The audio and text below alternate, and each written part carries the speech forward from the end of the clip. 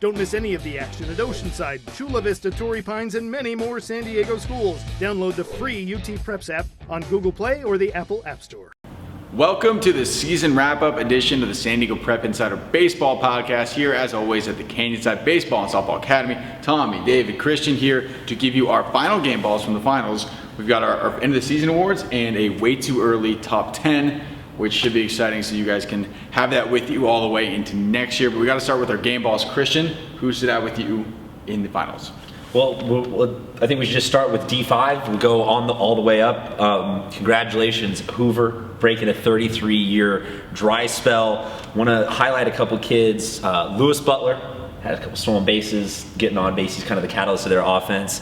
And then Miguel Carrillo, a freshman pitcher coming in, throwing a bunch of Ks, bunch of chairs. That was great to see him. Also got a shout out to Emilio coming in as a sub off the bench, knocking an RBI to right field. So that's always good to see in the playoffs. Dave? Yeah, in that D5 final, I'd say I'd give the MVP to Miguel Carrillo. He threw really well on the mound. His curveball was nasty that day. He was lights out. It was filthy.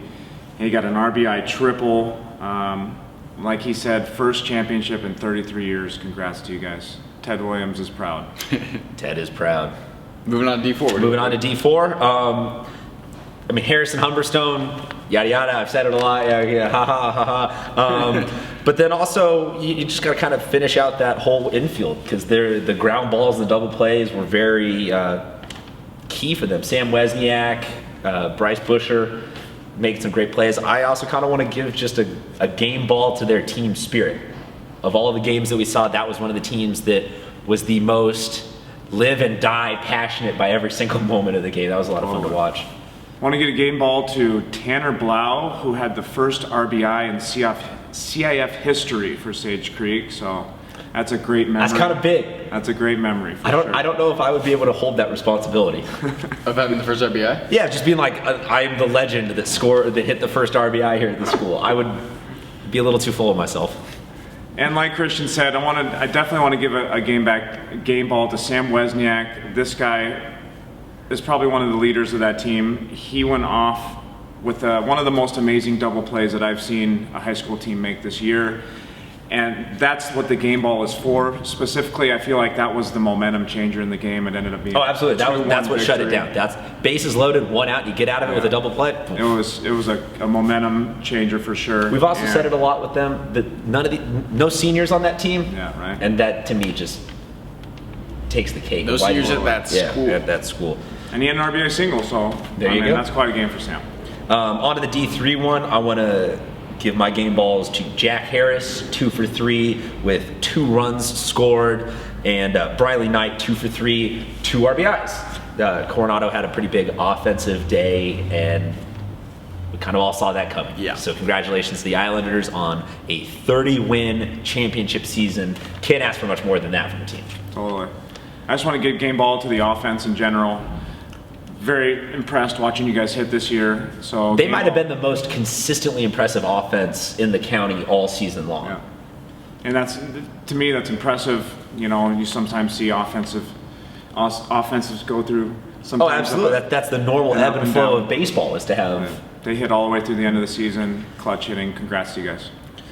On to the D2 game, I want to give my game balls to Zach Prasner, 1 for 2 with an RBI and a walk.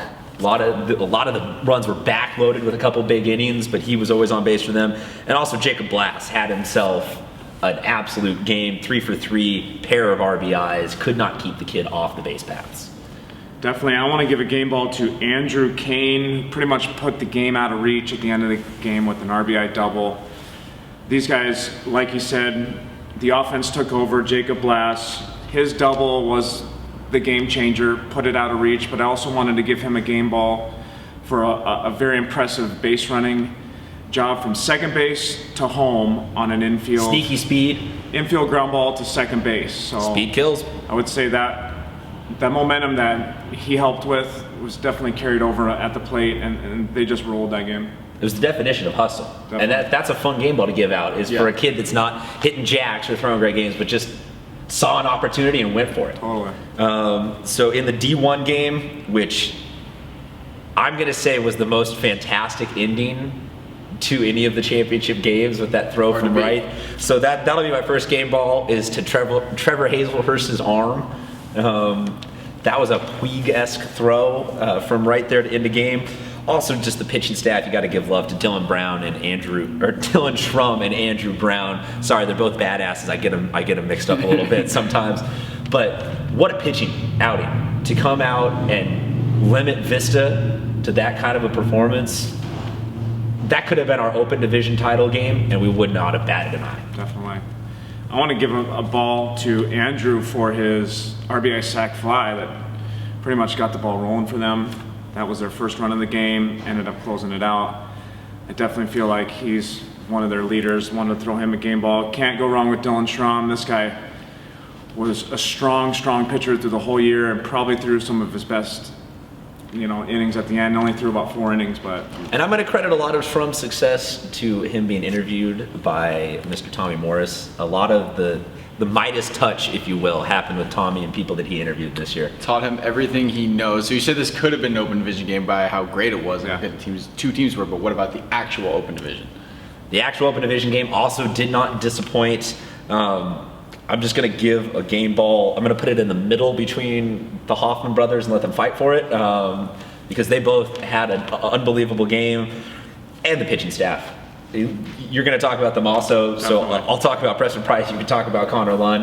Preston Price came in as Eastlake was starting to mount a little bit of an offensive comeback, gets some Ks, fields his own position.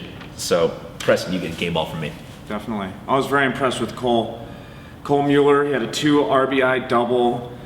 His swing is an elite swing. I definitely enjoy watching him hit. And like you said, Connor Lunn, a very impressive start. I think the most impressive part of his start was how well he pitched to contact and got some really key ground balls in situations where runners were on base. And he kept the score down for them and really allowed them to give the ball to Price and to keep it, a lot of what I saw in the Open Division game was not that Eastlake didn't lose that game. Cathedral won that game. And that's what you want to see out of a championship game, is you don't want to walk away from it going, oh, that one moment or that one call or that one this, change it all. That was just Cathedral, Eastlake both executed well. Cathedral just did it better. Right. So those are our game balls from the finals week. But now that season's concluded, we can give our end of season awards. So we'll start with our most valuable player. I will go first, and Mickey Moniak. No surprise here. Good luck in the Major League Baseball draft, by the way. He hit 476 this year, and my favorite stat right here, he had 12 triples. 12 triples in a season. That's unbelievable. 7 home runs, 11 stolen bases, and led the county with 46 RBIs. Not bad. Can I make a small question, though? Yeah. If you're not in the finals, I know there's always one hater that says that. I gotta bring up a little bit of a question mark, though, of if he couldn't get there. I will say this, I think in baseball it's okay. Okay. I think baseball is very, very hard for one player to take Mickey over did the have great playoff games. He did. He hit a home run against I wanted to say LCC, but it was La Jolla Country Day. You can't have all these anagrams and abbreviations for it, but he had a great game against Country Day, so maybe I'm being too much of a hater there. I'm on Christian's side. I personally think the MVP should come from the #1 team, and to end the year, I'm going to take Cathedral as the #1 team winning the Open Division, with the MVP going to Cole Mueller. This guy played third base and hit a ton for these guys. Like I said, he got a key hit against Eastlake in the finals. I'm going to hand my award to Cole Mueller. I like this. We each have a different one. I had a really hard time picking between 2 guys, but I'm going to go with Andrew Brown from Granite Hills, because for me, value is in totality. And he pitched, he brought in sac flies, he brought in some offense, but he also played a mean first base. Picked a lot of balls, especially in that championship game, that 1 or 2 of those don't get picked. And we're here praising Vista for a win. So I'll go with Andrew Brown to my MVP. And it's no surprise who loves pitching and defense the most. 3 of us, after that little explanation there, for his most valuable player. So, Christian, you'll like this, Cy Young pitching. I'll start with mine. I've got Kevin Abel from Madison, ended the season with a .36 ERA, 92 record, 103 strikeouts, and only 77 and 2/3 innings. Very good numbers. Congratulations, Kevin. Dave, what do you have? I've got 2 guys. I couldn't decide. I had to give it to Connor Lunn and Dylan Schrum. These two guys brought their A game at the end of the season, winning the championship for their team, basically going out with their best start to end the year. You got to give it to these guys. Had great seasons. I'm going to be a little bit of a maverick here, go a couple divisions down, and I'm going to give my award out to Miguel Correa. Yes, he was not battling against the top tier talent like Lund and Schrum were, and I part of it is I just don't want to double up the praise for one player, but also he's a freshman, and he started a championship game, and he won the championship game with a lot of Ks, and to me, that is what it promotes a lot of value, is not just that he was getting it done during the regular season when teams might not have been at their peak, you catch them on a bad day, when you're out there in the playoffs still getting it done as a freshman, for a coach to trust you and execute, you win the award. And I'm going to have one more honorable mention. Got to mention Joshua Sidney from Torrey Pines. Oh, absolutely. I mean, the list could go on. Right. This is a hard list to choose from. Kyle Hurt, Josh Sidney. I mean, you look at all of the Dalton Berries and the guys that started at Santana. There's a lot of unbelievable pitching staffs this year, and that's what makes this baseball is a very hard sport to judge this kind of stuff. It's really, really hard, and it's probably the hardest one to judge, what we're about to do next. Pitching loves defense, so we got to give out our golden gloves. We're going to do one infield and one outfield piece. I'm going to go in the infield with Sam Wesniak from Steel Canyon. We saw that on display with his beautiful double play that you mentioned earlier. And then outfield, Kyle Stowers from Christian. And these guys are going to be rivals in the future because Wesniak's going to Cal, Stowers going to Stanford, so they will be seeing each other a lot over the next 4 years. Dave, who do you have? I got a chance to see Quinn Hoffman at the end of the year in the playoffs, and this guy made some unbelievable plays, especially in the championship game. He stopped a ball to his left, looked a little bit like a Dustin Pedroia to me. I got to give him my first Gold Glove, and in the outfield, I'm going to go with Tora Otska. He's by far the best outfielder in the county at tracking baseballs. I've never seen a kid get behind the ball like him, so. And he still got his senior year. You'll be hearing him get plenty of offers next year. Oh yeah, I mean, I want to add one more thing too. His bat, pretty amazing. I think he ended the season hitting over 400, and he hit a bunch of home runs. Not a big guy, Definitely. But he's just got a very smooth swing. Christian, what do you have? Well, I want to give, I don't know if it deserves an entire Gold Glove, but I want to give Trevor Hazelhurst's right arm or just his fielding, his play, everything. Give him a little bit of love for that throw at the end.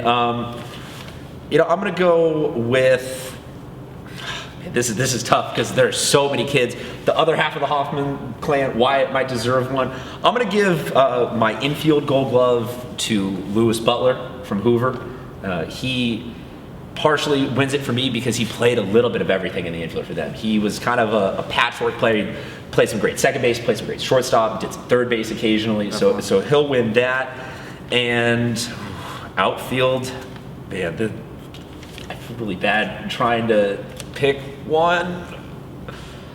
I'm gonna go with Hazelhurst. That's too big of a play. I can't hate him. Like, that was too big of a play. Well, and the thing with Lewis too, I think he's hitting like 2,000 on the year. That kid's batting average is insane.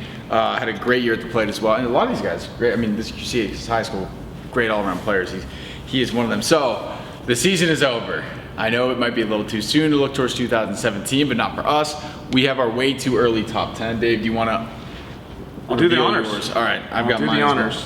I will start with number one. I think beyond this year, you're going to see Cathedral start in number one next year. They've got a lot of young talent, but you got to give it to them. They won the Open Division, so I'm going to put them at 1. Eastlake at 2. Granite at 3.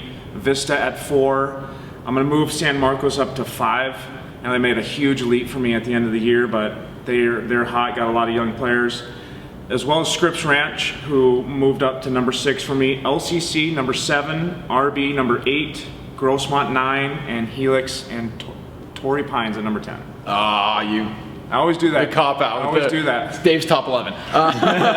It's my top 10. I'm going to start with number 10. Number 10 is going to be LCC. Number 9, La Jolla. Got some good juniors that are going to be seniors next year. Number 8, Francis Parker. 7, Madison. 6, Vista. Number 5, La Jolla Country Day. Pretty much bring back everybody for next year. And they snuck, as we saw them kind of sneak in the Open Division. I think they'll make some noise next year. Number 4, Poway, a team we saw come on late this year. I think they'll continue that in the next year. Number 3, Rancho Bernardo, led by Torres, you mentioned earlier, and Calvin Mitchell, who is the strongest kid, I think, in San Diego County, no matter what sport we're talking about. Number 2, the defending champions Cathedral, because I think they will match up again with Eastlake, who's my number 1 team. So I got Eastlake so far as my number 1 team for 2017. They returned a lot of guys led by Ben Ramirez. So that might be my favorite deviation between any of your top 10s of all time, and they left Coronado out of all of it.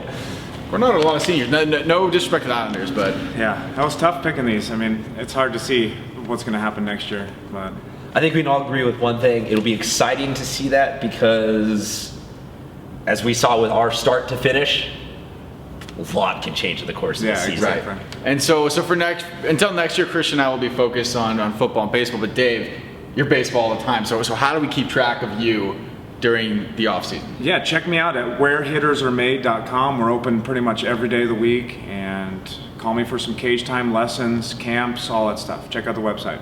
And if you need a BP pitcher, hit up Christian. Until then, we'll see you all next year. Thank you so much for watching us all season long. We really enjoyed putting this all together for you. Absolutely. And come to the cages, work on your game in the off season.